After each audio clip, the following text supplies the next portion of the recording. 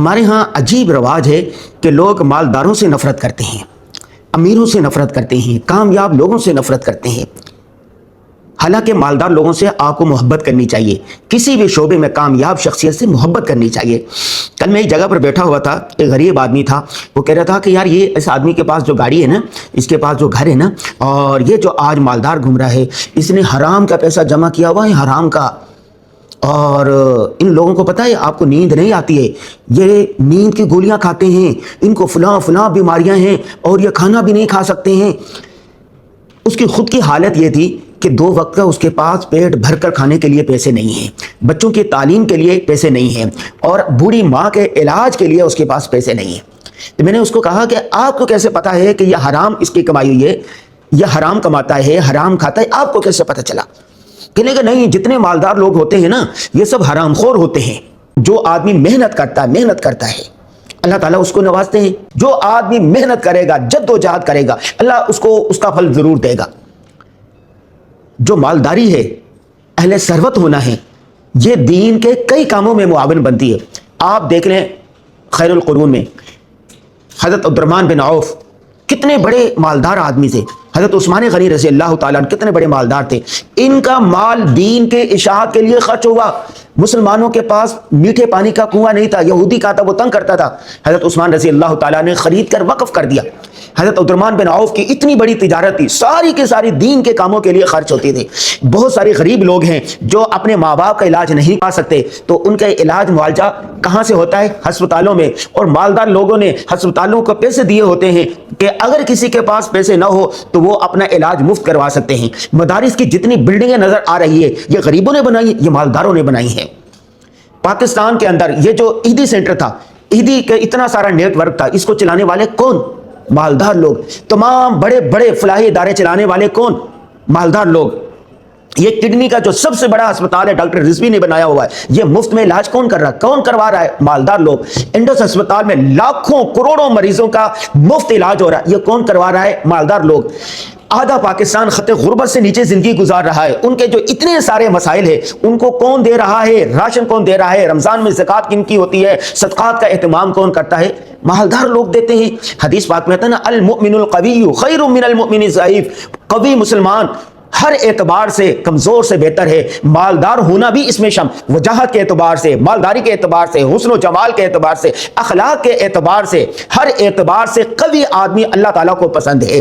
جب آدمی محنت کرتا ہے، کتنے لوگ ہیں، ہزاروں کی تعداد میں لوگ ہیں جنہوں نے انتھک محنت کر کے اپنے آپ کو، اپنے خاندان کو، اپنی فیملی کو، اپنے رشتہ داروں کو غربت کی چکی سے نکال تک خوشحال کیا ہے ان کو۔ میں اپنی مثال دیتا ہوں، ہمارے والد بہت زیادہ غریب ہوتے تھے، تھوڑی سی زمین ہوتی تھی، ہمارے والد نے محنت کی، بڑی تعداد میں زمین خریدی، بھائیوں نے محنت کی، ہم نے محنت کی، تو یہ جو کچھ ہے ہم نے اپنی محنت سے بنایا، ہمارے بھائیوں نے محنت سے بنایا ہے۔ اس کے علاوہ ہماری کتاب کامیابی، ہم نے سینکڑوں کی تعداد میں ایسے لوگوں کی مثالیں دی ہیں جو سیلف میڈ ہیں، جو غربت کی زندگی گزار رہے تھے، انہوں نے محنت کی اور اپنے آپ کو خوشحالی میں بدل دیا۔ رسول اللہ صلی اللہ علیہ وسلم کے پاس ایک آدمی آیا، انہوں نے مصافحہ کیا، اس کے ہاتھ کھود رہے تھے، رسول اللہ صلی اللہ علیہ وسلم نے اس کے ہاتھ کو ایسے بوسہ دیا اور کہا کہ فلاں کیا کرتے؟ انہوں نے کہا یا رسول اللہ، میرے بچے ہیں، گھر والے ہیں، تو میں پہاڑ پر جاتا ہوں، پہاڑ کاٹتا ہوں، پتھر چھوٹے چھوٹے بناتا ہوں، اس کو مدینہ کی مارکیٹ میں لا کے بیچتا ہوں، اپنے بچوں کے لیے رزق حلال کا اہتمام کرتا ہوں۔ آپ صلی اللہ علیہ وسلم نے اس کے ہاتھ کو چوم کر کہا الکاسب حبیب اللہ، محنتی آدمی اللہ کا دوست ہوتا ہے۔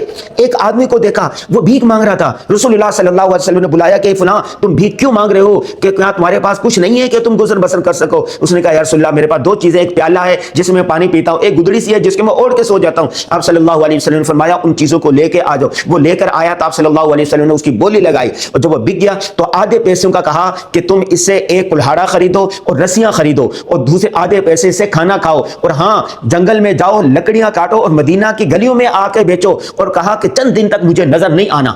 وہ آدمی روزانہ جنگل میں جاتا، لکڑیاں کاٹتا، گٹھڑ بناتا، مدینہ کی گلیوں میں آ کے بیچتا۔ چند دنوں کے بعد وہ خوشحال ہو گیا تھا, اس کے پاس پیسے آ گئے تھے. جب خوشحالی آتی ہے نا تو چہرے سے بھی نظر آتی ہے, آدمی خوش ہوتا ہے, ضروریات پوری ہوتی ہیں.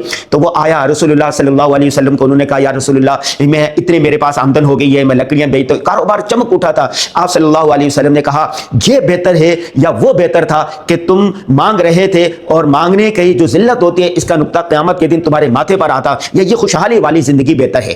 آپ خود سوچیں کتنے لوگ ہیں, کتنے نوجوان ہیں جو نکٹھو ہیں, نکمے ہیں, سست ہیں, کاہل ہیں, کام چور ہیں, ہڈ حرام ہیں, پڑے رہتے ہیں, ماں باپ کو تنگ کرتے ہیں, پورا دن ڈرامے دیکھ رہے ہوتے ہیں, فلمیں دیکھ رہے ہوتے ہیں, ٹک ٹاک دیکھ رہے ہوتے ہیں, کوئی کام نہیں کرتے بلکہ جو کچھ ان کے پاس ہوتا ہے وہ دوسروں کو دیتے, ناجائز کام کرتے ہیں, جرائم کرتے ہیں, اور اپنے آپ پر, اپنے گھر والوں پر, ماں باپ پر, اپنے ادارے پر بوجھ بن کے پڑے رہتے ہیں, اور ان کو دوسروں کی مالداری, دوسروں کی خوشحالی راز نہیں آتی.